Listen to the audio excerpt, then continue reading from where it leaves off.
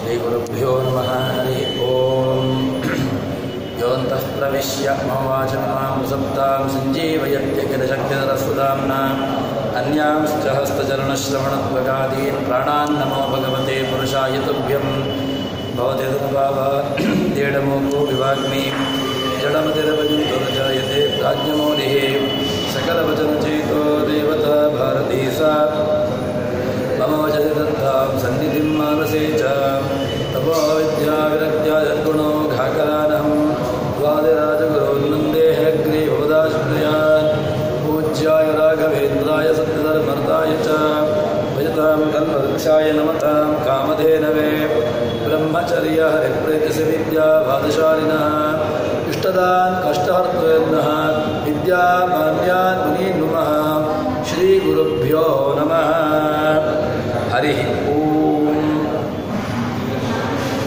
ಭಗವಂತನ ವ್ಯಾಪಾರ ಅದು ಸ್ವಪ್ನಾವಸ್ಥೆ, ಸುಷುಪ್ತ್ಯವಸ್ಥೆ, ಎಲ್ಲ ಅವಸ್ಥೆಗಳಲ್ಲೂ ಕೂಡ ಭಗವಂತ ನಿಯಾಮಕನಾಗಿರ್ತಾನೆ ಎಂಬುದನ್ನು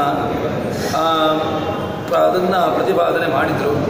ಸುಷುಪ್ತ್ಯವಸ್ಥೆ, ಜಾಗೃತವಸ್ಥೆ, ಈ ಎರಡೂ ಅವಸ್ಥೆಗಳು ಕೂಡ ಅದು ಭಗವಂತನ ಅಧೀನವಾಗಿ ಆಗುವಂತಹದ್ದು. ಇನ್ನು ನಮಗೆ ನಾವು ಮಲಗಿದ್ದಾಗ ನಮಗೆ ಆ ಸ್ವಪ್ನಾದಿಗಳು ಬೀಳ್ತವೆ. ಸ್ವಪ್ನಾದಿಗಳು ಬೀಳುವಂತಹದ್ದು ಅದು ಕೂಡ ಭಗವಂತನ ಅಧೀನವಾಗಿ ಅಲ್ಲಿ ಸ್ವಪ್ನಾದಿಗಳು ಬರುವಂತಹದ್ದು.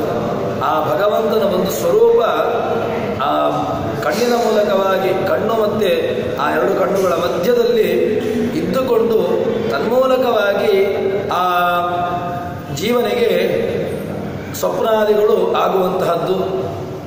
ಅದನ್ನು ಉಪನಿಷತ್ಕಾರರು ನಮಗೆ ತಿಳಿಸಿಕೊಟ್ಟರು. ತದನಂತರದಲ್ಲಿ ಈ ಎರಡು ಅವಸ್ಥೆಗಳಲ್ಲೂ ಕೂಡ ಭಗವಂತನನ್ನು ಬಿಟ್ಟು ಜೀವನಿಗೆ ಸ್ವತಂತ್ರವಾಗಿರತಕ್ಕಂತಹ ಕರ್ತೃತ್ವ ಇಲ್ಲ ಎಂಬುದನ್ನು ಪ್ರತಿಪಾದನೆ ಮಾಡ್ತಾರೆ.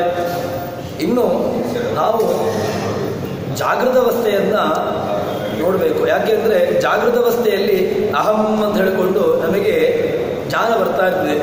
ಅಹಂ ಅಂತ ಹೇಳಿಕೊಂಡು ಆ ಬರತಕ್ಕಂತಹ ಜ್ಞಾನ ಅದು ಜೀವನಿಗೆ ಬರುವಂತಹದ್ದು. ಆದರೆ ಆ ಜೀವನೇ ಅದನ್ನು ಮಾಡ್ತಾನೆ ಅಂತ ಹೇಳ್ಬೋದಲ್ವಾ ಅಂತ ಹೇಳಿದ್ರೆ ಜೀವನ ಕರ್ತೃತ್ವವನ್ನು ಅಲ್ಲಿ ನಿರಾಕರಣೆ ಮಾಡ್ತಾರೆ. ಯಾಕೆ? ಜೀವನಿಗೆ ಎಚ್ಚರ ಇರುವಾಗಲೂ ಕೂಡ ಅವನಿಗೆ ತಾನು ಅಂತ ಎಂಬುದನ್ನು, ತಾನು ಮಾಡಿರತಕ್ಕಂತಹದ್ದು ಎಂಬುದನ್ನು ಹೇಳಲಿಕ್ಕೆ ಬರೋದಿಲ್ಲ. ಯಾಕೆ ಅಂತ ಕೇಳಿದರೆ ಅದನ್ನು ಉಪನಿಷತ್ಕಾರರು ಹೇಳುವಂತಹದ್ದು ಅಶನಾಯ ಪಿಪಾಸೆ ಮೇ ಸೌಮ್ಯ ವಿಜಾನೀಹಿ ಯತ್ರ ಯತ್ಪುರುಷೋ ಅಶಿತಿ ನಾಮ ಆಪ ಏವ ರದೃಶಿತಂ ನಯಂತೆ ಅಂತ ಹೇಳಿಕೊಂಡು ನಮಗೆ ಉಪನಿಷತ್ಕಾರರು ತಿಳಿಸಿಕೊಡತಕ್ಕಂತಹ ಎರಡು ದೃಷ್ಟಾಂತ ಯಾವುದು ಅಂತ ಕೇಳಿದ್ರೆ, ಒಂದು ಅಶನಾಯ ಪಿಪಾಸೆ, ಒಂದು ತಾನು ಆಹಾರವನ್ನು ಸ್ವೀಕಾರ ಮಾಡುವಂತಹದ್ದು, ಹಸಿವು, ನೀರಡಿಕೆ, ಇದೆರಡೂ ಕೂಡ ನಾವು ಜೀವನೇ ಆಗ್ತದೆ ಉಂಟು, ಜೀವನಿಗೆ ಆಗುವಂತಹದ್ದು ಅಂತ ಹೇಳ್ತೇವೆ. ಆದರೆ ಅದು ಮುಖ್ಯವಾಗಿ ಆಗುವಂತಹದ್ದು ಯಾರಿಂದ ಅಂತ ಕೇಳಿದ್ರೆ ಒಳಗಿರತಕ್ಕಂತಹ ವೈಶ್ವಾನರ, ಅಲ್ಲಿರತಕ್ಕಂತಹ ಅಗ್ನಿ, ತನ್ನಿಯಾಮಕನಾಗಿರತಕ್ಕಂತಹ ಭಗವಂತ, ಅವನ ಮೂಲಕವಾಗಿ ಆ ಹಸಿವು, ನೀರಡಿಕೆ ಇದೆರಡೂ ಕೂಡ ಆಗುವಂತಹದ್ದು ಎಂಬುದನ್ನು ನಮಗೆ ಉಪನಿಷತ್ಕಾರರು ತಿಳಿಸಿಕೊಡ್ತಾರೆ.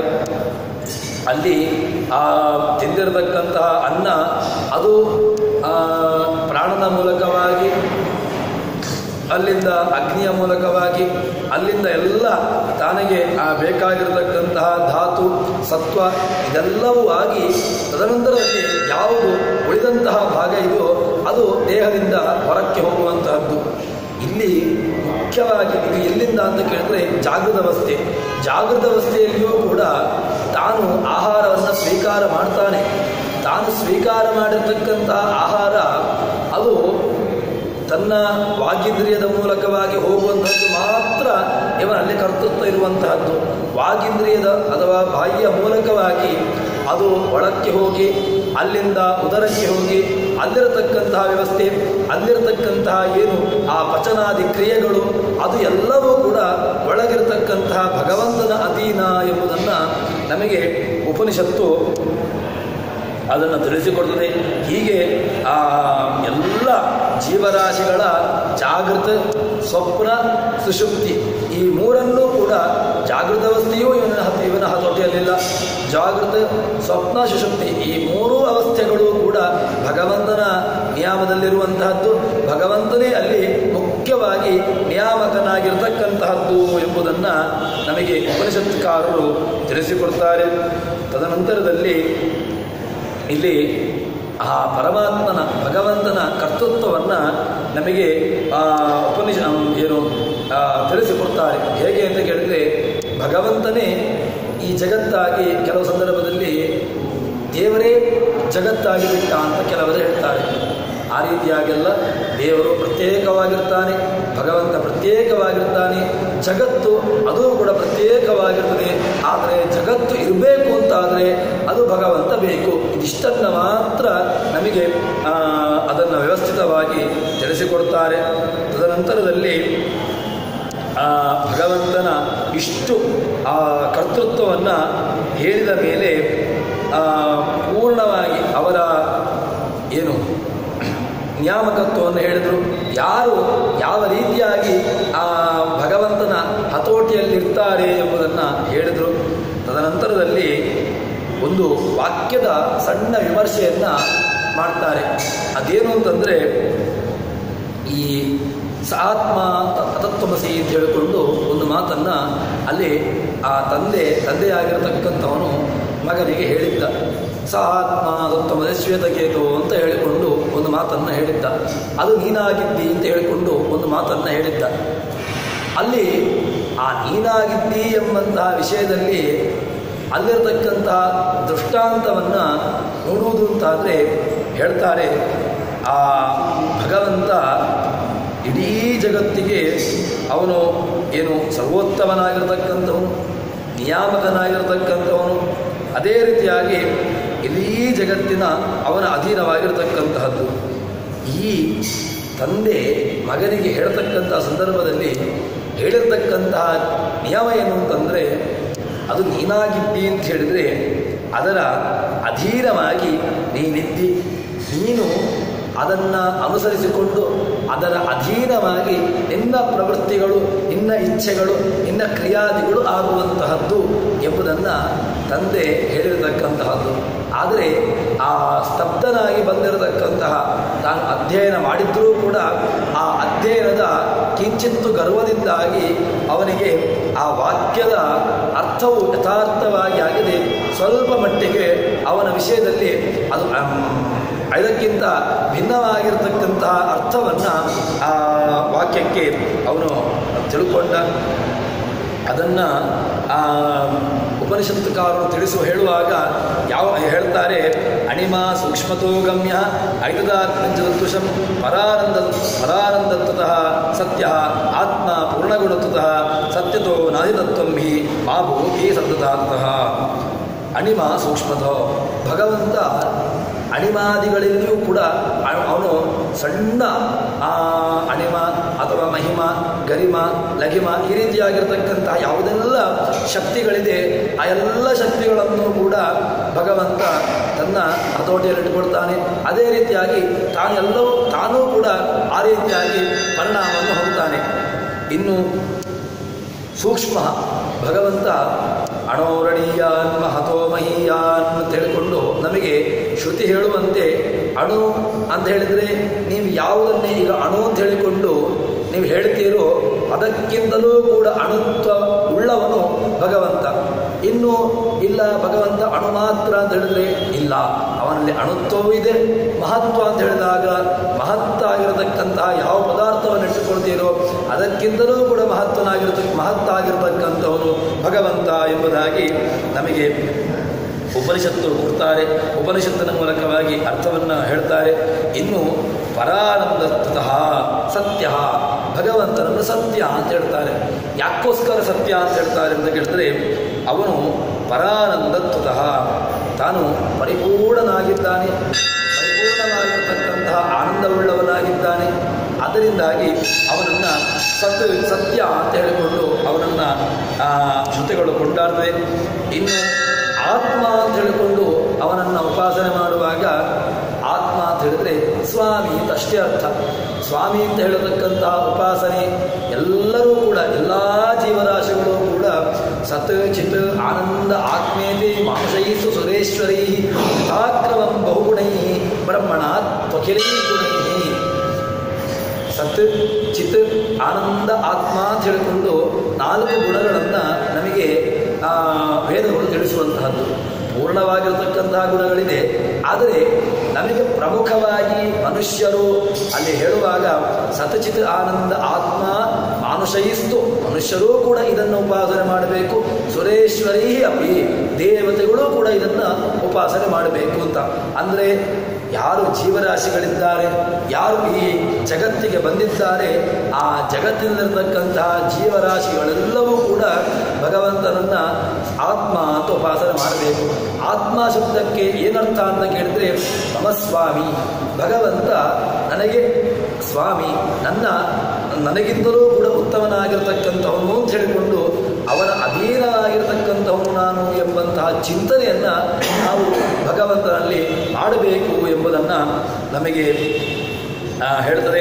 ಮಾಭೂತ್ ಸ್ತಬ್ಧತ, ಯಾವ ಕಾಲಕ್ಕೂ ಕೂಡ ಸ್ತಬ್ಧರಾಗಬಾರದು ಅಂತ ಹೇಳ್ತಾರೆ. ಸ್ತಬ್ಧತಾ ಶಬ್ದಕ್ಕೆ ಅಹಂಕಾರ ಅಂತ. ಯಾಕೆಂದರೆ ಅಹಂಕಾರವನ್ನು ಪಟ್ಟ ಅಂತ ಹೇಳಿದ್ರೆ ತನ್ನ ನಾಶ ಅದು ನಿಶ್ಚಿತ. ಯಾಕೆ? ತನ್ನ ಯಾವುದೋ ಒಂದು ನಿಮಿಷದ ಅಹಂಕಾರದಿಂದಾಗಿ ತನ್ನ ನಾಶವನ್ನು ತಾನು ಕಂಡುಕೊಳ್ತಾನೆ. ಅದಕ್ಕೋಸ್ಕರವಾಗಿ ಯಾವ ಕಾಲಕ್ಕೂ ಕೂಡ ತಾನು ಅಹಂಕಾರವನ್ನು ಪಡದೆ ಅದರ ಮೂಲಕವಾಗಿ ಭಗವಂತನ ಅಧೀನನಾಗಿ ತಾನಿದ್ದೇನೆ ಎಂಬಂತಹ ಚಿಂತನೆಯನ್ನು ತಾನು ಇಟ್ಕೊಳ್ತಾರೆ. ಅಲ್ಲಿ ಹೇಳುವಾಗ ಅಸುರಾಹ ಸ್ತಬ್ಧತಾವ್ಯಾತ ಬ್ರಹ್ಮ ಹವಿತಿಮಾನಿನಃ ಅಸತ್ಯಂ ಜಗದಿತ್ಯಾಹು ಸಿದ್ಧೋಹಂ ಬಲವಾನಿತಿ. ನಮ್ಮಲ್ಲಿ ಯಾವ ಗುಣಗಳಿವೋ ಅದನ್ನು ತನ್ನಲ್ಲಿದೆ ಅಂತ ಹೇಳಿಕೊಂಡು ಆರೋಪ ಮಾಡುವಂತಹದ್ದು. ತನ್ನಲ್ಲಿ ಸತ್ಯತ್ವ ಇಲ್ಲ, ತನ್ನಲ್ಲಿ ದುಃಖ ರಹಿತತ್ವ ಇಲ್ಲ. ಯಾಕೆ? ತಾನು ದುಃಖೀತ ಅನುಭವಕ್ಕೆ ವೇದ್ಯವಾಗಿದೆ.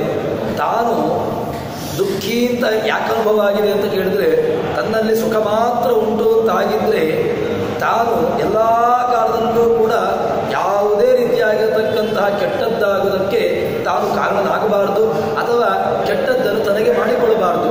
ತನಗೆ ಎಲ್ಲವೂ ಕೂಡ ತನ್ನ ವಿರುದ್ಧವಾಗಿ ಆಗ್ತಾ ಉಂಟು ಅಂತಾಗುವಾಗ ತಾನು ತನಗಿಂತ ಉತ್ತಮನಾಗಿರತಕ್ಕಂತಹ ಒಬ್ಬ ಪ್ರತ್ಯೇಕನಾಗಿರತಕ್ಕಂತಹ ಜೀವರಾಶಿ ಒಬ್ಬನಿದ್ದಾನೆ ಎಂಬುದನ್ನು ನಮಗೆ ತಿಳ್ಕೊಳ್ಳಬೇಕು. ಇನ್ನು ಭಗವಂತ ಅನೀಶ್ವರಂ ಜಗತ್ ರಾಹು ಅಪ್ರತಿಷ್ಠಂ, ಈ ಜಗತ್ತು ಅನಿತ್ಯ, ಈ ರೀತಿಯಾಗಿರ್ತಕ್ಕಂತಹ ಕೆಟ್ಟ ಕೆಟ್ಟ ವಾದಗಳನ್ನು ಕೆಲವರು ಹೇಳ್ತಾರೆ. ಆ ಯಾವ ವಾದಗಳು ಕೂಡ ಅದು ಸರಿಯಾಗಿರತಕ್ಕಂತಹದ್ದಲ್ಲ. ಮತ್ತೇನು ಅಂತ ಕೇಳಿದರೆ ಭಗವಂತನೊಬ್ಬ ಇದ್ದಾನೆ, ತದನಂತರದಲ್ಲಿ ಭಗವಂತನನ್ನು ಬಿಟ್ಟು ಅವನನ್ನು ಬಿಟ್ಟು ಇರತಕ್ಕಂತಹ ಇನ್ನೊಬ್ಬ ಪ್ರತ್ಯೇಕನಾಗಿರ್ತಕ್ಕಂತಹ ಜೀವರಾಶಿಯು ಕೂಡ ಒಬ್ಬನಿದ್ದಾನೆ ಎಂಬುದನ್ನು ಇದನ್ನು ನಮಗೆ ಉಪನಿಷತ್ತು ಅದನ್ನು ತಿಳಿಸಿಕೊಡ್ತದೆ. ಹೀಗೆ ಆ ಭಗವಂತನನ್ನು ಇನ್ನೊಂದೇನು ಅಂತ ಕೇಳಿದ್ರೆ ಕೆಲವೆಲ್ಲ ದೃಷ್ಟಾಂತಗಳನ್ನು ಕೊಡ್ತಾರೆ.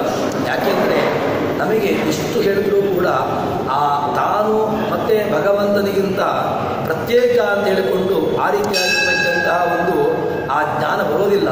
ಅದಕ್ಕೆ ಹೇಗೆ ಅಂತ ಕೇಳಿದರೆ ಒಂದು ದೃಷ್ಟಾಂತವನ್ನು ಕೊಡುವಂತಹದ್ದು ಭ್ರಮರ. ದುಂಬಿ ಆ ಭ್ರಮರ ಪುಷ್ಪಕ್ಕೆ ಹೋಗಿ ಅದು ಕುತ್ಕೊಳ್ತದೆ. ಪುಷ್ಪದಲ್ಲಿ ಕುತ್ಕೊಂಡಾಗ ಅದು ಏನು ಮಾಡ್ತದೆ ಅಂತ ಕೇಳಿದ್ರೆ ಪುಷ್ಪವನ್ನು ಸಹಿತವಾಗಿ ಅದು ಸ್ವೀಕಾರ ಮಾಡೋದಿಲ್ಲ. ಮತ್ತೇನು ಮಾಡ್ತದೆ?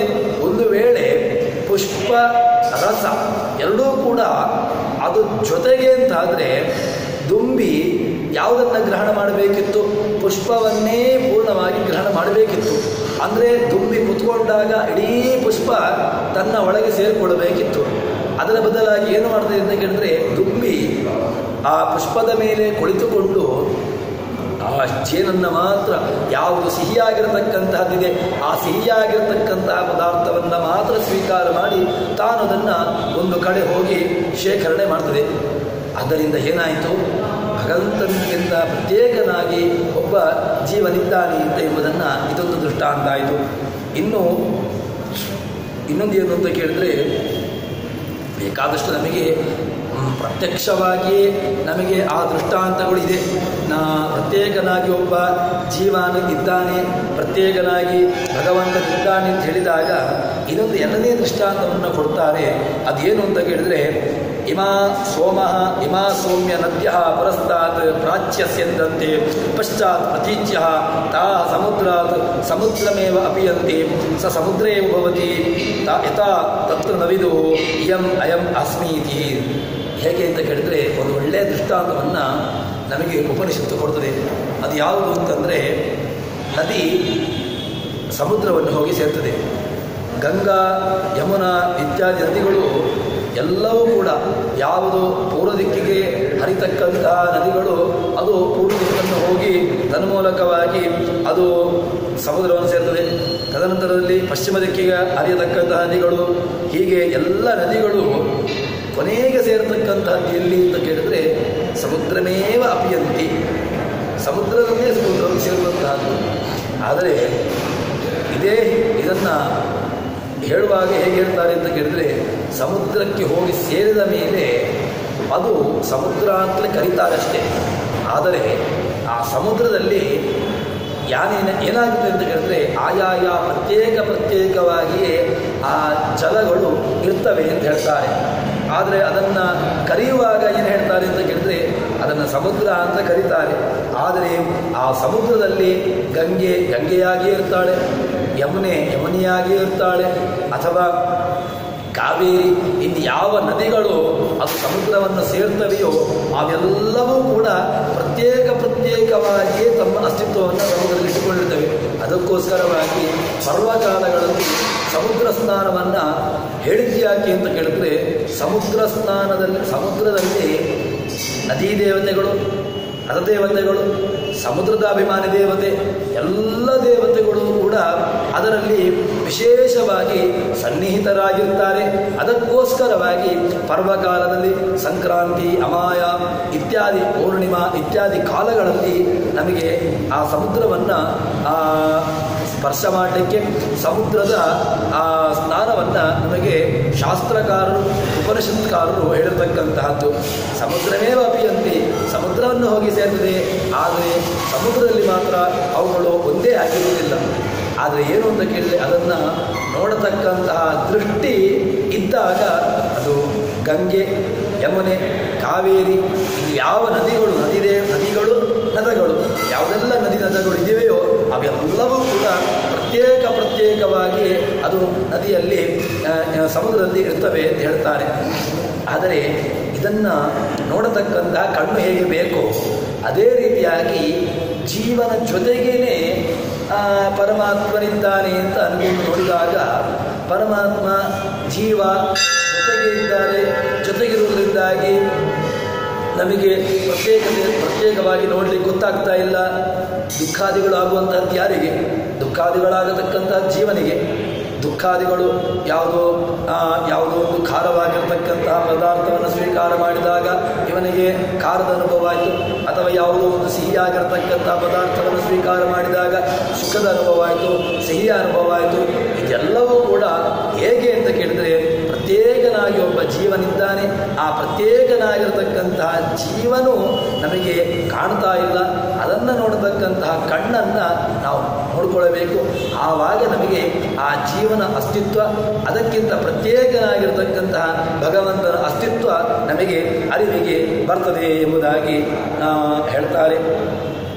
ಹೀಗೆ ಅದನ್ನು ನೋಡ್ತಕ್ಕಂಥವರು ಯಾರು ಅಂತ ಕೇಳಿದ್ರೆ, ಅದನ್ನು ವಾಯುದೇವರು ಆ ಎಲ್ಲ ವ್ಯವಸ್ಥೆಯನ್ನು ಮಾಡ್ತಾರಂತೆ.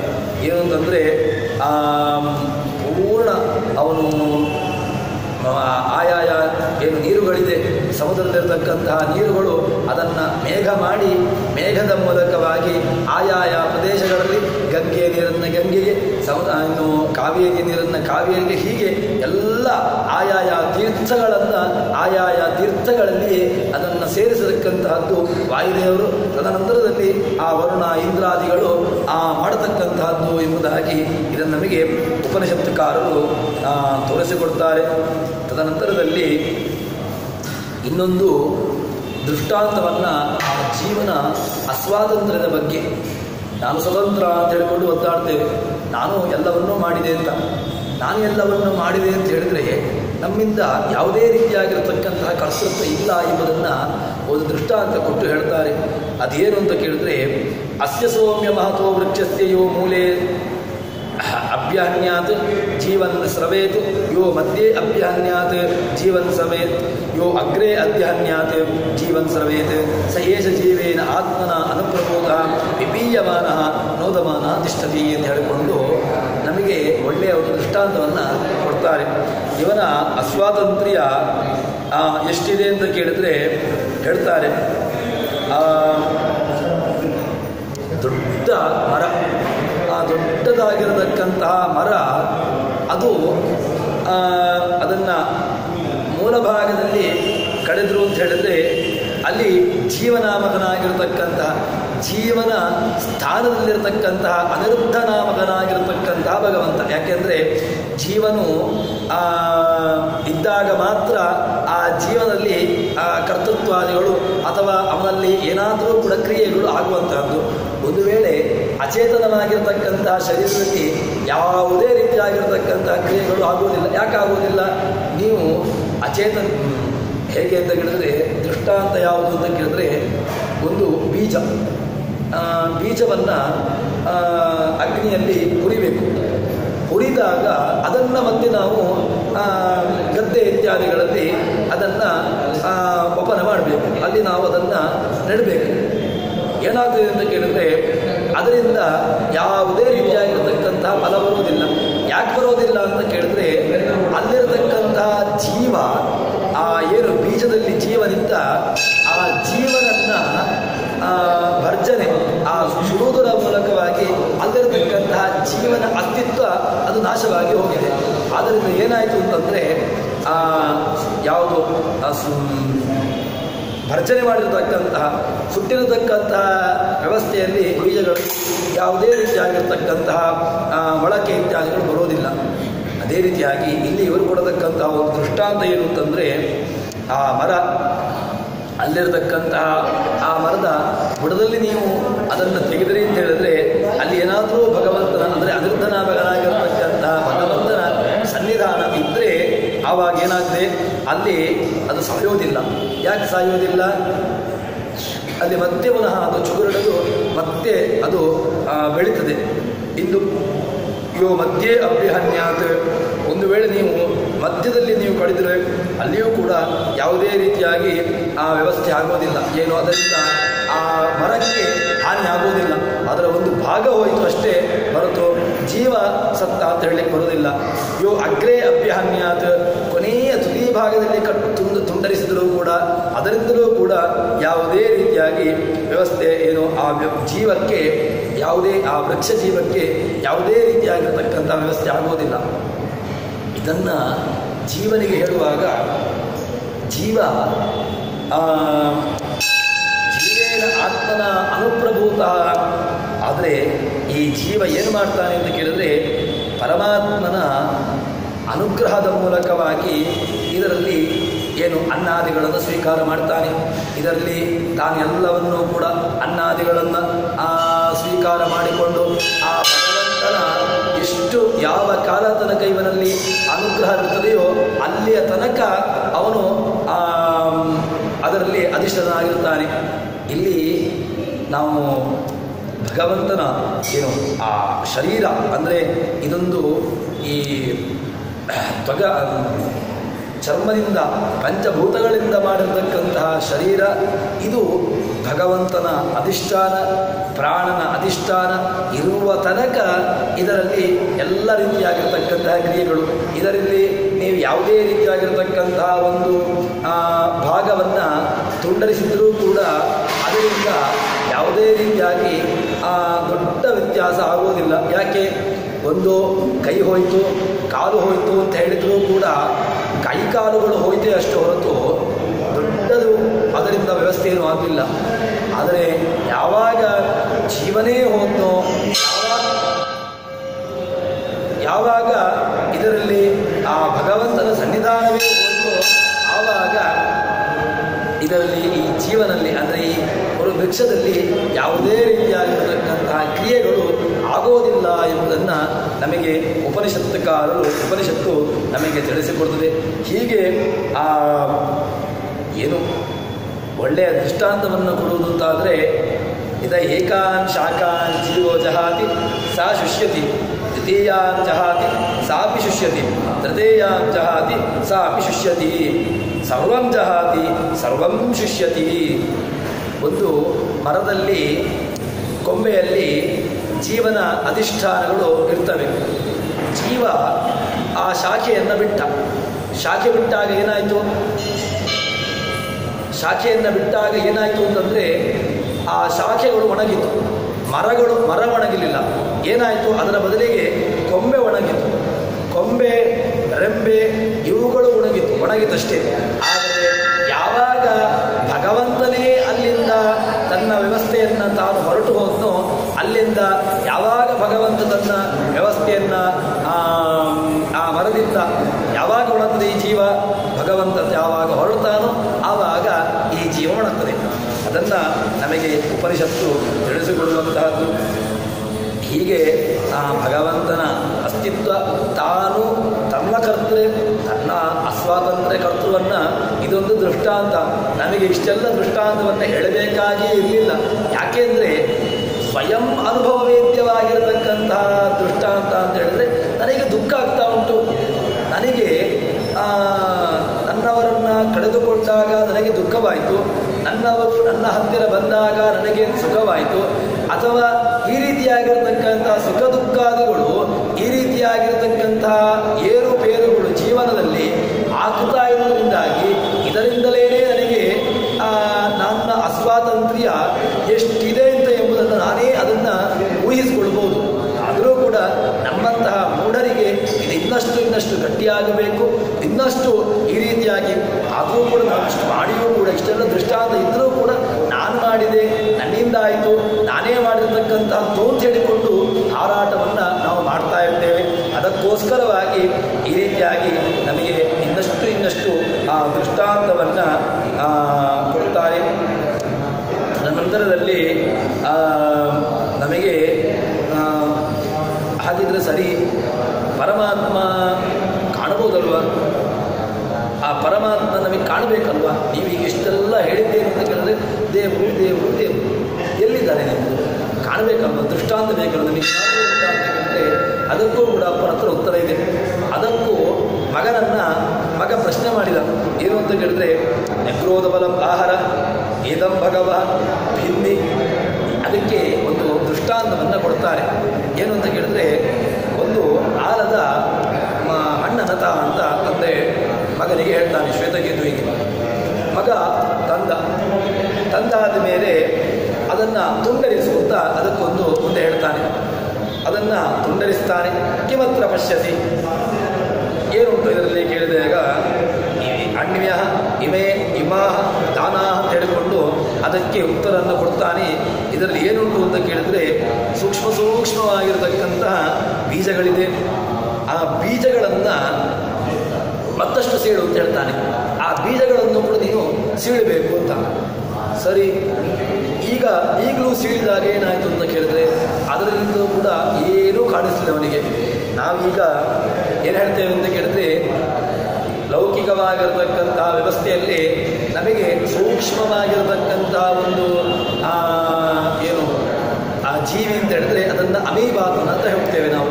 ಅಮೀಬಾ ಇಲ್ಲಿಗೆ ಕಾಣ್ತದೆ ಅಂತ ಹೇಳಿದ್ರೆ ಅದೊಂದು ಸೂಕ್ಷ್ಮದರ್ಶಕ ಬೇಕು. ಸೂಕ್ಷ್ಮದರ್ಶಕದ ಮೂಲಕವಾಗಿ ನೀವು ಅದನ್ನು ನೋಡಿದಾಗ ಅದೊಂದು ಆ ಏನು ಜೀವರಾಶಿ ನಿಮಗೆ ಕಾಣುತ್ತೆ ಅಂತ ಹೇಳಿಕೊಂಡು, ಭಗವಂತ ನಿಮ್ಮ ಸೂಕ್ಷ್ಮದರ್ಶಕಕ್ಕಿಂತಲೂ ಕೂಡ ಸೂಕ್ಷ್ಮನಾಗಿರತಕ್ಕಂಥವನು. ನೀವು ಯಾವುದೇ ರೀತಿಯಾಗಿರತಕ್ಕಂತಹ ವ್ಯವಸ್ಥೆಯನ್ನಿಟ್ಟುಕೊಂಡರೂ ಕೂಡ ನಿಮ್ಮ ಯಾವ ಲೌಕಿಕ ವ್ಯವಸ್ಥೆಗಳು ನಮ್ಮ ಈ ಭಗವಂತನನ್ನು ಕಾಣಲಿಕ್ಕೋಸ್ಕರವಾಗಿ ಇಲ್ಲ. ಆದರೆ ಸರಿ, ನಿಮ್ಮ ಭಗವಂತ ಕಾಣಲಿಕ್ಕೆ ಇಲ್ಲ ಅಂತ ಹೇಳಿದ್ರೆ ಅವರನ್ನು ನೋಡುವುದು ಯಾಕೆ ಅಂತ ಕೇಳಿದ್ರೆ ಇಷ್ಟೆಲ್ಲ ಕಷ್ಟ ಯಾಕೆ ಪಡಬೇಕು? ಇದೆಲ್ಲ ಓದುವುದು, ಇಷ್ಟೆಲ್ಲ ಅಧ್ಯಯನ ಮಾಡುವುದು, ದೇವರನ್ನು ಕುರಿತು ನಮಸ್ಕಾರಾದಿಗಳನ್ನು ಮಾಡುವಂತಹದ್ದು, ದೇವರಿಗೆ ಪ್ರದಕ್ಷಿಣೆ ಬರುವಂತಹದ್ದು, ನಿಮ್ಮ ದೇವರ ಕಣ್ಣಿಗೆ ಕಾಣುವುದಿಲ್ಲ ಅಂತಾದರೆ ನಮ್ಮ ದೇವರನ್ನು ಯಾವ ಕಾರಣಕ್ಕೋಸ್ಕರವಾಗಿ ನಾವಿದನ್ನು ಆರಾಧನೆ ಇತ್ಯಾದಿಗಳನ್ನು ಮಾಡಬೇಕು ಅಂತ ಹೇಳಿದ್ರೆ ಅದಕ್ಕೆ ಹೇಳ್ತಾನೆ, ಅದಕ್ಕೆ ಅವನು ಕೊಟ್ಟಿರತಕ್ಕಂತಹ ತಂದೆ ಕೊಟ್ಟಿರತಕ್ಕಂತಹ ದೃಷ್ಟಾಂತ ಏನು ಅಂತಂದರೆ ಬಹಳ ಅದ್ಭುತವಾಗಿ ಅವನಿಗೆ ತನ್ನ ಮಗನಿಗೆ ಹೇಳ್ತಾನೆ. ತಾನು ತುಂಡರಿಸ್ತಾ ಬಂದ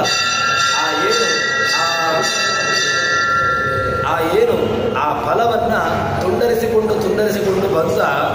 ಇದೇ ತನಕ ತುಂಡರಿಸಿದ ಅಂತ ಹೇಳಿದ್ರೆ ಆ ಫಲವನ್ನು ತುಂಡರಿಸಿದ, ಫಲದ ಒಳಗಿರತಕ್ಕಂತಹ ಆ ಬೀಜಗಳನ್ನು ತುಂಡರಿಸಿದ, ಆ ಬೀಜಗಳಲ್ಲಿ ಮತ್ತಷ್ಟು ತುಂಡರಿಸಿದ. ಇದರಲ್ಲಿ ಎಲ್ಲಿ ತನಕ ಹೋಯಿತು ಅಂತ ಕೇಳಿದ್ರೆ ಅವನು ಎಲ್ಲಿಯೋ ಒಂದು ತನಕ ನನಗೆ ಆಗೋದಿಲ್ಲ ಅಂತ ಹೇಳಿಕೊಂಡು ಒಂದು ಕಡೆಕಚ್ಚೆಯಲ್ಲಿ ನಿಂತ. ತಾನು ಎಲ್ಲೇ ತನಕ ಮಾಡಲಿಕ್ಕೆ ಬಂದ ಆ ಜೀವನ ಅಥವಾ ಆ ಬೀಜಗಳ ಒಂದು ವ್ಯವಸ್ಥೆಯ ತನಕ ಅಂತಹ ತನಕ ಅದನ್ನು ತುಂಡರಿಸಿಕೊಂಡು ಬಂದ. ಮತ್ತೆ ಕೊನೆಗೆ ಕೊಟ್ಟಿರತಕ್ಕಂತಹ ಏನು ಹೇಳಿದ ಅಂತ ಕೇಳಿದ್ರೆ ಕಿಮತ್ರ ಪಶ್ಯಸಿ ಅಕಿಂಚನ ಪಶ್ಯಾಮಿ, ನನಗೆ ಇದಕ್ಕಿಂತಲೂ ಕೂಡ ಒಳಗೆ ಏನೂ ಕೂಡ ಕಾಣ್ತಾ ಇಲ್ಲ, ನನಗೆ ಏನೂ ಕೂಡ ಗೊತ್ತಾಗ್ತಾ ಇಲ್ಲ ಅಂತ ಹೇಳಿಕೊಂಡು ಅವನು ಕೊಟ್ಟಿರತಕ್ಕಂತಹ ಉತ್ತರ. ಅಂದರೆ ಏನು, ಆ ಜೀವನಲ್ಲೂ ಕೂಡ ಒಂದು ಸಣ್ಣ ಆ ಜೀವನದ ಕೈಯನ್ನು ತುಂಡರಿಸಿಕೊಂಡು ಹೋದಾಗ ಅಲ್ಲಿ ಕಾಣದೇ ಇದ್ದಾಗ ಮತ್ತೆ ಪುನಃ ಅವನಿಗೆ ತಂದೆ ಇಲ್ಲಿ ಶ್ವೇತಕೇತು ಹೇಳತಕ್ಕಂತಹ ಅವನಿಗೆ ಏನು ಅಂತ ಕೇಳಿದ್ರೆ ತಂಭೋವಾಚ ಯಂ ವೈ ಸೌಮ್ಯ ಏತತ್ ಮಣಿಮಾನಂ ನಿಭಾಲಯಸೆ ಇದಸ್ಯ ವೈ ಸೌಮ್ಯ ಈಶಾಣಿಮ್ನಃ ಇವಂ ಮಹಾನ್. ಇದು ಈ ಏನು ನೆಗ್ರೋಧದ ವೃಕ್ಷ ಇದೆ, ವಟವೃಕ್ಷ ಇದೆಯಲ್ವಾ, ಆ ವಟವೃಕ್ಷದ ಒಳಗೆ ಈ ವಟವೃಕ್ಷ ಹೇಗಾಯಿತು ಅಂತ ಕೇಳಿದ್ರೆ ಆ ಒಳಗಿರತಕ್ಕಂತಹ ಬೀಜ ಅಲ್ಲಿರತಕ್ಕಂತಹ ಯಾವುದೋ ಒಂದು ಸೂಕ್ಷ್ಮವಾಗಿರತಕ್ಕಂಥ ಶಕ್ತಿಯಿಂದಾಗಿ ಎಷ್ಟು ದೊಡ್ಡ ಮರ ಆಗಿ ನಿಂತಿದೆ. ಅದನ್ನ ಹೇಳುವಂತಹದ್ದು ಸ ಏಷ ಅಣಿಮ್ನಃ ಅಂತ ಹೇಳಿಕೊಂಡು ಅವನಿಗೆ ಆ ಭಗವಂತನಿಗೆ ವಿಶೇಷಣವನ್ನು ಕೊಟ್ಟಿರತಕ್ಕಂತಹದ್ದು ಏನು ಅಂತ ಕೇಳಿದ್ರೆ ಅಣಿಮ್ನಃ. ಇದರ ಒಳಗಿರುವ ಈ ಮರ ಇಷ್ಟು ದೊಡ್ಡ ಆಗಲಿಕ್ಕೆ ಕಾರಣ ಏನು ಅಂತ ಕೇಳಿದ್ರೆ ಅಲ್ಲಿರತಕ್ಕಂತಹ ಭಗವಂತ ಅವನ ಸ್ವರೂಪದಿಂದಾಗಿ ಇಷ್ಟು ದೊಡ್ಡ ಇದು ಮರ ಆಗಿದೆ ಎಂಬುದಾಗಿ ನಮಗೆ ತೋರಿಸಿಕೊಡ್ತದೆ. ನಮಗೆ ಈಗ ಏನು ಕಾಣಲಿಲ್ಲ, ನಿನಗೆ ಅಲ್ಲಿರ್ತಕ್ಕಂತಹ ಜೀವ ಕಾಣಲಿಲ್ಲ, ಅಲ್ಲಿರ್ತಕ್ಕಂತಹ ಆ ಒಳಗಿರತಕ್ಕಂತಹ ಏನು ಆ ಬೀಜದ ಒಳಗಿರತಕ್ಕಂತಹ ಏನು ಒಂದು ಆ ಸಣ್ಣ ಅಣು ಪರಿಮಾಣ ಏನಿದೆ ಅದು ನಿನಗೆ ಕಾಣಲಿಲ್ಲ. ಆದರೆ ತಾರ್ಕಿಕರು ತರ್ಕದಲ್ಲಿ ಆಗುವಾಗ ಅಣುವಿಗೂ ಕೂಡ ಒಂದು ರೂಪವನ್ನು ಹೇಳ್ತಾರೆ. ಅವರು ಅಣು ಕಣ್ಣಿಗೆ ಕಾಣುವುದಿಲ್ಲ ಅಂತ ಹೇಳಿದಾಗ ಕೆಲವರು ವಾದವನ್ನು ಮಾಡ್ತಾರೆ.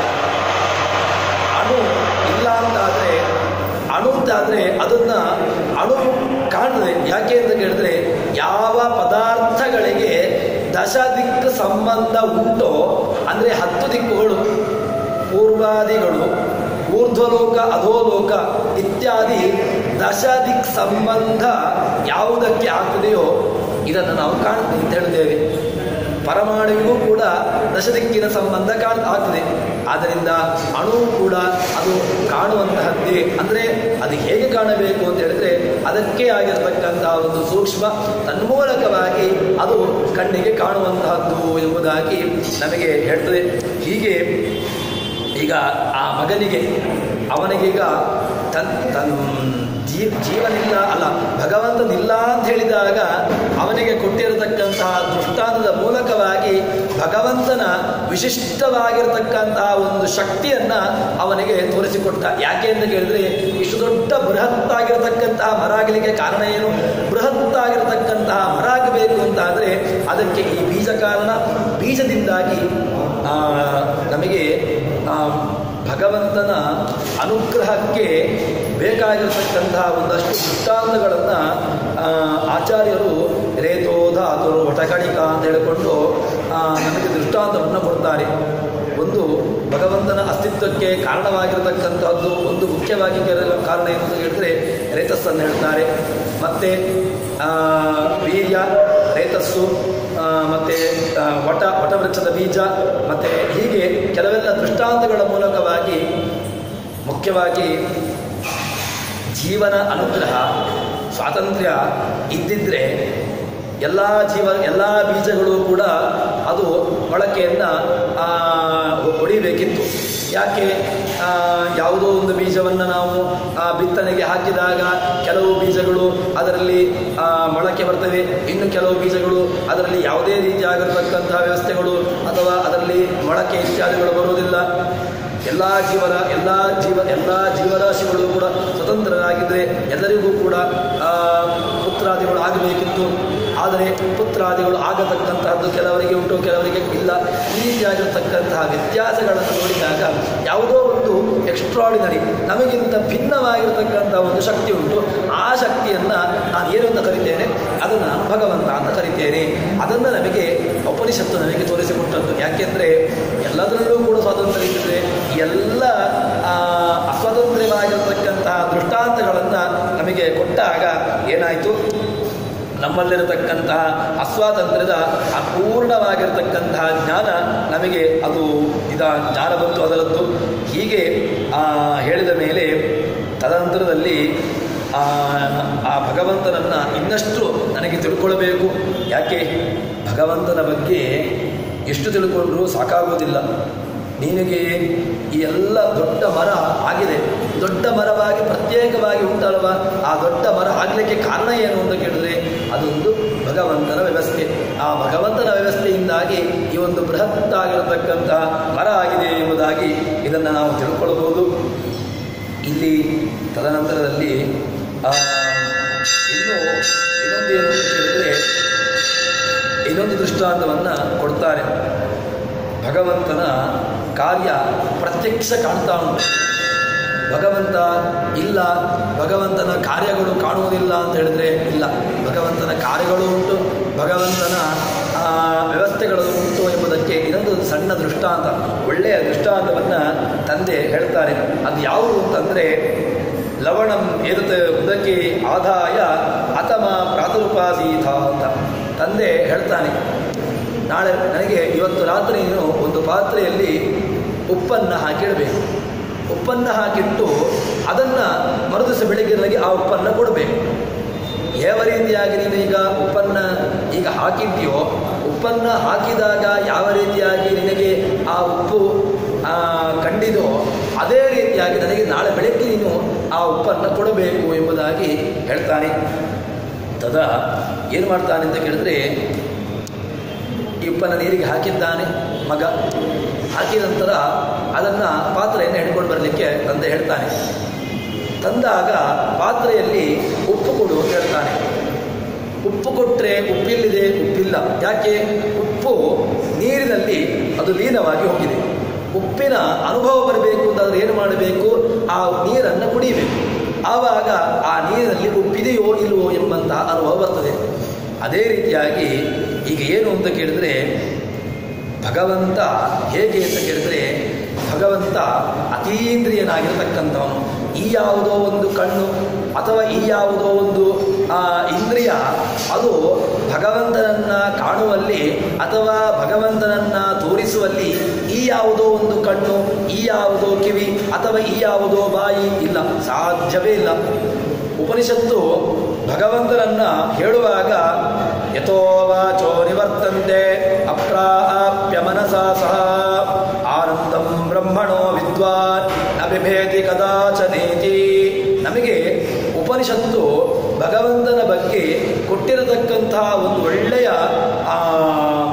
ಹೇಗೆ ವ್ಯವಸ್ಥೆ ಹೇಗೆ ಅಂತ ಕೇಳಿದ್ರೆ, ಆನಂದಂ ಬ್ರಹ್ಮಣೋ ವಿದ್ವಾನ್. ಭಗವಂತ ಬ್ರಹ್ಮ. ಯಾಕೆ ಬ್ರಹ್ಮ? ಬ್ರಹ್ಮತ್ವಾತ್ ಪೂರ್ಣತ್ವಾತ್. ಇನ್ನು ನ ಬಿಭೇತಿ ಕದಾಚನೇತಿ, ಯಾವುದಕ್ಕೂ ಕೂಡ ಹೆದರದೇ ಇರತಕ್ಕಂಥವನು. ಯಾವುದಾದ್ರೂ ಒಂದು ಬಾಹ್ಯವಾಗಿರತಕ್ಕಂಥ ಪದಾರ್ಥಗಳಿಗೆ ಭಗವಂತ ಹೆದರ್ತಾನೆ ಇಲ್ಲ. ನ ಬಿಭೇತಿ ಕದಾಚನೇತಿ, ಇಲ್ಲ ಅವರನ್ನು ತಿಳ್ಕೊಳ್ತೇನೆ. ಹೇಗೆ ತಿಳ್ಕೊಳ್ತೀಯ? ಅಪ್ರಾಪ್ಯ ಮನಸಾ ಸಹ ಯಥೋ ವಾಚೋ ನಿವರ್ತಂತೆ. ನಾನು ದೇವರನ್ನು ಹೇಳಿ ಮುಗಿಸ್ತೇನೆ. ಏನು ಹೇಳಿ ಮುಗಿಸುವುದು? ದೇವರನ್ನು ಹೇಳಿ ಮುಗಿಸ್ಲಿಕ್ಕೆ ಸಾಧ್ಯವೇ ಇಲ್ಲ. ಮಾತುಗಳು ಕೂಡ ಯಾರನ್ನ ಹೇಳಲಿಕ್ಕಾಗೋದಿಲ್ವೋ ಆ ವೇದಗಳು ಪೂರ್ಣವಾಗಿ ಯಾವುದು ಹೇಳ್ಬೋದು, ಹೇಳುವುದಿದ್ರೆ ವೇದಗಳು ಹೇಳ್ಬೋದು.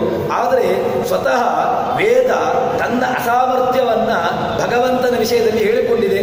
ಯಥೋ ವಾಚೋ ನಿವರ್ತಂತೆ, ಮಾತಿನಿಂದಾಗಿ ನಾನು ದೇವರನ್ನು ಹೇಳಲಿಕ್ಕಾಗೋದಿಲ್ಲ, ಮಾತಿನ ಮೂಲಕವಾಗಿ ನಾನು ದೇವರನ್ನು ಹೇಳಿ ಮುಗಿಸಿದೆ, ನಾನು ಕೇಳಿ ಮುಗಿಸಿದೆ, ದೇವರನ್ನು ನೋಡಿ ಮುಗಿಸಿದೆ, ಏನೂ ಇಲ್ಲ. ದೇವರನ್ನು ನೋಡಿ ಮುಗಿಸಲಿಕ್ಕೂ ಆಗಲಿಲ್ಲ, ದೇವರನ್ನು ಕೇಳಿ ಮುಗಿಸಲಿಕ್ಕೂ ಆಗಲಿಲ್ಲ. ಸರಿ, ನಾನು ಮನಸ್ಸಲ್ಲಿ ಚಿಂತನೆ ಮಾಡ್ತೇನೆ, ಏನೂ ಆಗಿಲ್ಲ. ದೇವರಲ್ಲಿ ಮನಸ್ಸಿಗೆ ಕುತ್ಕೊಂಡ್ರೆ ನಮಗೇನು ಬರ್ತದೆ ಅಂತ ಕೇಳಿದ್ರೆ ಯಾವುದೋ ಒಂದು ಬಾಹ್ಯವಾಗಿರ್ತಕ್ಕಂತಹ ವ್ಯವಸ್ಥೆಗಳು, ಬಾಹ್ಯವಾಗಿರ್ತಕ್ಕಂತಹ, ಯಾಕೆ ನಾವು ಈ ಇಂದ್ರಿಯಗಳು ಇದಕ್ಕೆ ಒಳ್ಳೆಯದು ಬರಬೇಕು ಅಂತಾದರೆ ಯಾವಾಗ ಬರ್ತದೆ ಅಂತ ಕೇಳಿದ್ರೆ ಈ ನಮ್ಮ ಮೊದಲಿಗೆ ವಾಗೀಂದ್ರಿಯದ ಹತೋಟಿ ಇರಬೇಕು. ಯಾಕೆ ನಮಗೆ ವಾಗೀಂದ್ರಿಯದ ಹತೋಟಿ, ವಾಗೀಂದ್ರಿಯದ ಮನಸ್ಸು ಸರಿಯಾಗಿರಬೇಕು ಅಂದರೆ ಸಣ್ಣ ಒಂದು ನೋಡುವುದಂತಾದರೆ ನಮ್ಮ ಮಾತು ನಮ್ಮ ವಾಕ್ಯ ಒಂದು ಮಾತು ಚೆನ್ನಾಗಿರಬೇಕು. ಇನ್ನೊಂದೇನು ಅಂತ ಕೇಳಿದ್ರೆ ಶಮದಮಾದಿಗಳು ನಮ್ಮಲ್ಲಿರಬೇಕು. ನಮಗೆ ಯಾವುದೋ ಒಂದು ಬಾಹ್ಯವಾಗಿರತಕ್ಕಂತಹ ನಮಗೆ ಭಗವಂತನ ಬಗ್ಗೆ ನಮ್ಮ ಮನಸ್ಸು ಯಾಕೆ ಹೋಗೋದಿಲ್ಲ ಅಂತ ಕೇಳಿದ್ರೆ, ನಮಗೆ ಭಗವಂತನನ್ನ ಯೋಚನೆ ಮಾಡಬೇಕು ಅಂತ ನಮಗೆ ಯಾಕೆ ಬರೋದಿಲ್ಲ ಅಂತ ಕೇಳಿದ್ರೆ, ನಮ್ಮ ಈ ಬಾಯಿ ಅದು ಯಾವುದೋ ಒಂದು ಬಾಹ್ಯವಾಗಿರತಕ್ಕಂತಹ ವ್ಯವಸ್ಥೆಯಲ್ಲಿ ಅಥವಾ ಬಾಹ್ಯವಾಗಿರತಕ್ಕಂತಹ ಇದರಲ್ಲಿ ಅದು ತನ್ನನ್ನು ತೊಡಗಿಸಿಕೊಂಡು ತನ್ಮೂಲಕವಾಗಿ ಅದು ಸುಟ್ಟು ಹೋಗಿದೆ. ಒಳ್ಳೆಯ ಸುಭಾಷಿತಗಾರ ಹೇಳ್ತಾನೆ, ಪರಾನ್ನೇನ ಮುಖಂ ದಗ್ಧಂ ಹಸ್ತೌ ದಗ್ಧೌ ಪ್ರತಿಗ್ರಹ ಅಂತ. ನಮ್ಮ ಎಲ್ಲವೂ ಕೂಡ ಸುಟ್ಟು ಹೋಗಿದೆ ಅಂತ. ಯಾಕೆ ಸುಟ್ಟು ಹೋಗಿದೆ ಅಂತ ಕೇಳಿದ್ರೆ ಪರಾನ್ನೇನ ಮುಖಂ ದಗ್ಧಂ, ನಮ್ಮ ಮಾತು ಯಾಕೆ ನಮಗೆ ನಾವು ಹೇಳಿರ್ತಕ್ಕಂತಹ ಮಾತುಗಳು ಆಗಬೇಕು ಅಂತ ಹೇಳಿದ್ರೆ ಯಾಕೆ ಆಗೋದಿಲ್ಲ ಅಂತ ಕೇಳಿದ್ರೆ ಪರಾನ್ನೇನ ಮುಖಂ ದಗ್ಧಂ, ನಮ್ಮ ಇಂದ್ರಿಯದ ವಾಗೀಂದ್ರಿಯದ ಹತೋಟಿ ಇಲ್ಲದೆ, ವಾಗೀಂದ್ರಿಯದ ನಿಯಾಮಕ ಇಲ್ಲದೆ, ನಮ್ಮ ಅದರಲ್ಲಿ ಒಂದು ನಿಯಂತ್ರಣ ಇಲ್ಲದೆ ನಾವು ಯಾವುದೋ ಅನ್ನವನ್ನ ಯಾವುದೋ ಒಂದು ವ್ಯವಸ್ಥೆಗಳನ್ನು ನಮ್ಮ ಹೊಟ್ಟೆಗೆ ನಾವು ಸ್ವೀಕಾರ ಮಾಡಿದ್ರಿಂದಾಗಿ ನಮ್ಮ ಬಾಯಿಯೂ ಕೂಡ ಅದು ಸುಟ್ಟು ಹೋಗಿದೆ. ಇನ್ನು ಹಸ್ತೌ ದಗ್ಧೌ ಪ್ರತಿಗ್ರಹ, ಕೈಯೂ ಕೂಡ ಸುಟ್ಟು ಹೋಗಿದೆ. ಯಾಕೆ ಅಂತ ಕೇಳಿದ್ರೆ ಆ ದಾನಾದಿಗಳನ್ನು ಸ್ವೀಕಾರ ಮಾಡಿ ತನ್ಮೂಲಕವಾಗಿ ಕೈಗಳು ಕೂಡ ಸುಟ್ಟು ಹೋಗಿದೆ. ಹೀಗೆ ಎಲ್ಲವೂ ಕೂಡ ನಮ್ಮಲ್ಲಿ ಯಾವುದೇ ರೀತಿಯಾಗಿರತಕ್ಕಂತಹ ವ್ಯವಸ್ಥೆಗೆ ಕಾಣ್ತಾ ಇಲ್ಲ. ಅದಕ್ಕೋಸ್ಕರವಾಗಿ ಏನು ಮಾಡಬೇಕು ಅಂತ ಕೇಳಿದ್ರೆ ಆ ಭಗವಂತನನ್ನ ಹೇಗೆ ನಮಗೆ ದೇವರಿದ್ದಾನ ಅಂತ ಕೇಳಿದ್ರೆ ದೇವರಿದ್ದಾನೆ. ಹೇಗೆ ದೇವರಿದ್ದಾನೆ ಅಂತ ಗೊತ್ತಾದ್ದು, ಹೇಗೆ ಉದಕದಲ್ಲಿ ಲೀನವಾಗಿರತಕ್ಕಂತಹ ಸಕ್ಕರೆಯೋ ಅಥವಾ ಉಪ್ಪೋ ಅದು ಮರುದಿವಸಕ್ಕೆ ನಮಗೆ ಅನುಭವಕ್ಕೆ ಬರೋದಿಲ್ಲ. ಅನುಭವಕ್ಕೆ ಬರಬೇಕು ಅಂತಾದರೆ ಏನು ಮಾಡಬೇಕು, ನಾವು ಆ ಅನುಭವವನ್ನು ನಾವು ಆ ನೀರನ್ನು ಬಾಯಿಗೆ ಹಾಕ್ಕೊಳ್ಬೇಕು. ಅದೇ ರೀತಿಯಾಗಿ ಭಗವಂತನ ಬಗ್ಗೆ ನಮಗೆ ಜ್ಞಾನ ಬರಬೇಕು, ಭಗವಂತನ ಬಗ್ಗೆ ನಮಗೆ ಗೊತ್ತಾಗಬೇಕು ಅಂತಾದರೆ ಭಗವಂತನನ್ನು ಅರ್ಥೈಸಿಕೊಳ್ಳಬೇಕು. ಅದಕ್ಕೋಸ್ಕರವಾಗಿ ಆ ಭಗವಂತನನ್ನು ಅರ್ಥೈಸಿಕೊಳ್ಳಲಿಕ್ಕೆ ಆ ಒಳಗಣ್ಣು ಏನು, ನಮಗೆ ಆ ನೀರಿನಲ್ಲಿ ಯಾವ ರೀತಿಯಾಗಿ ಲೀನವಾಗಿರತಕ್ಕಂತಹ ಆ ಉಪ್ಪಿದೆಯೋ ಅಥವಾ ಯಾವುದೋ ಒಂದು ದ್ರವ ಪದಾರ್ಥ ಇದೆಯೋ ಅದನ್ನು ನನಗೆ ನಾನು ಹೇಳುವಾಗ ಹೇಗೆ ಅಂತ ಕೇಳಿದ್ರೆ, ನಮಗೆ ಸುಖವಾಯಿತು ಅಂತ ಹೇಳಿದ್ರೆ ಸುಖವನ್ನು ನಮಗೆ ಡಿಫೈನ್ ಮಾಡಲಿಕ್ಕೆ ಬರುವುದಿಲ್ಲ. ಯಾಕೆಂದರೆ ಸುಖ ಅಂತ ಹೇಳಿದ್ರೆ ಆ ಸುಖ ಉಪ್ಪಿನ ರುಚಿ, ಉಪ್ಪಿನ ವ್ಯವಸ್ಥೆಯನ್ನು ಅಥವಾ ಉಪ್ಪನ್ನ ಬಗ್ಗೆ ಒಂದು ದೊಡ್ಡ ಪ್ರಬಂಧ ಬರೆಯಿರಿ ಅಂತ ಹೇಳಿದ್ರೆ ಏನು ಬರೀತೀರಿ? ಸಿಹಿಯ ಬಗ್ಗೆ ಪ್ರಬಂಧ ಬರೆಯಿರಿ ಅಂತ ಹೇಳಿದ್ರೆ ಏನು ಬರೀಲಿಕ್ಕಾಗ್ತದೆ? ಏನೂ ಬರೀಲಿಕ್ಕಾಗೋದಿಲ್ಲ. ಮತ್ತೇನು ಮಾಡಬೇಕು? ಸಿಹಿ ಅಂತ ಗೊತ್ತಾಗಬೇಕು ಅಂತಾದರೆ ಅವನ ಬಾಯಿಗೆ ಯಾವುದೋ ಒಂದು ಸಿಹಿಯಾಗಿರ್ತಕ್ಕಂತಹ ಪದಾರ್ಥವನ್ನು ಹಾಕಬೇಕು. ಉಪ್ಪಿನ ವ್ಯವಸ್ಥೆ ಆಗಬೇಕು ಅಂತ ಕೇಳಿದ್ರೆ ಅವನ ಬಾಯಿಗೆ ಒಂದಷ್ಟು ಉಪ್ಪನ್ನು ಹಾಕಬೇಕು. ಹೀಗೆ ಎಲ್ಲ ಆಯಾಯ ರಸಗಳ ಅನುಭವ ಆಗಬೇಕು ಅಂತಾದರೆ ಏನು ಮಾಡಬೇಕು ಅಂತ ಕೇಳಿದ್ರೆ ಆಯಾಯ ಪದಾರ್ಥಗಳನ್ನು ಬಾಯಿಗೆ ಹಾಕಬೇಕು. ಆವಾಗ ಏನಾಗ್ತದೆ, ಆಯಾಯ ಪದಾರ್ಥಗಳ ರುಚಿ ನಮಗೆ ಬರುವಂತಹದ್ದು. ಅದೇ ರೀತಿಯಾಗಿ ಭಗವಂತನ ಅನುಭವ ಬರಬೇಕು ಅಂತಾದರೆ ಆ ಭಗವಂತನನ್ನು ಕಾಣಬೇಕಾದಂತಹ ಹಂಬಲ ಬರಬೇಕು. ಭಗವಂತನನ್ನು ಕಾಣಲಿಕ್ಕೆ ಬೇಕಾಗಿರತಕ್ಕಂತಹ ಪುರಾಣಗಳು, ಸ್ಮೃತಿ ಸ್ಮೃತಿ ಗ್ರಂಥಗಳು, ವೇದಗಳು ಅಥವಾ ಇನ್ನಿತರ ಯಾವ ಒಂದು ಆ ವ್ಯವಸ್ಥೆಗಳುಂಟು ತನ್ಮೂಲಕವಾಗಿ ಅದನ್ನು ಅಧ್ಯಯನ ಮಾಡುವ ಮೂಲಕವಾಗಿ ಅದನ್ನು ಕಿಂಚಿತ್ತು ಮನನ ಮಾಡುವ ಮೂಲಕವಾಗಿ. ಯಾಕೆಂದರೆ ಅಧ್ಯಯನ ಮಾಡಿದ ತಕ್ಷಣ ಎಲ್ಲವೂ ಗೊತ್ತಾಗುವುದಿಲ್ಲ. ಯಾಕೆ? ಅಧ್ಯಯನ ಅದು ಒಂದು ಹಂತದ ತನಕ ಮಾತ್ರ. ತಾನು ಅಧ್ಯಯನ ಮಾಡಿದ್ದು ಕೊನೆಯಲ್ಲಿ ಕೃಷ್ಣಾರ್ಪಣ ವಸ್ತು ಅಂತಾಗಿ ಬಿಟ್ಟರೆ ಅಧ್ಯಯನ ನಿಂತದೀನಾಗಿ ಬಿಡ್ತದೆ.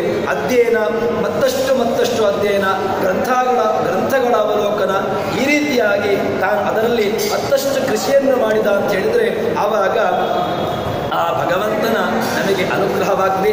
ಈ ರೀತಿಯಾಗಿ ಭಗವಂತ ನಮ್ಮನ್ನು ಇನ್ನಷ್ಟು ಈ ಜ್ಞಾನ ಕಾರ್ಯದಲ್ಲಿ, ಭಗವಂತ ನಮ್ಮನ್ನು ಇನ್ನಷ್ಟು ಈ ಜ್ಞಾನದ ಆ ಇಚ್ಛೆಯಲ್ಲಿ ಅದರಲ್ಲಿ ನಮ್ಮನ್ನು ತೊಡಗಿಸಲಿ ಅಂತ ಹೇಳಿಕೊಂಡು ಇವತ್ತಿನ ಪ್ರವಚನವನ್ನು ಹರಿಪ್ರಿಯತ ಶ್ರೀಕೃಷ್ಣಾರ್ಪಣಮಸ್ತು. ಸರ್ವಗುಣ ಸಂಪೂರ್ಣ ಸರ್ವದೋಷ ವಿವರ್ಜಿತ ಪ್ರಿಯತಾಂ ಪ್ರಿಯೇಯವಾದಂ ವಿಷ್ಣುರ್ಮೇ ಪರಮಸ್ವರತ್ ಶ್ರೀಕೃಷ್ಣಾರ್ಪಣಮಸ್ತು.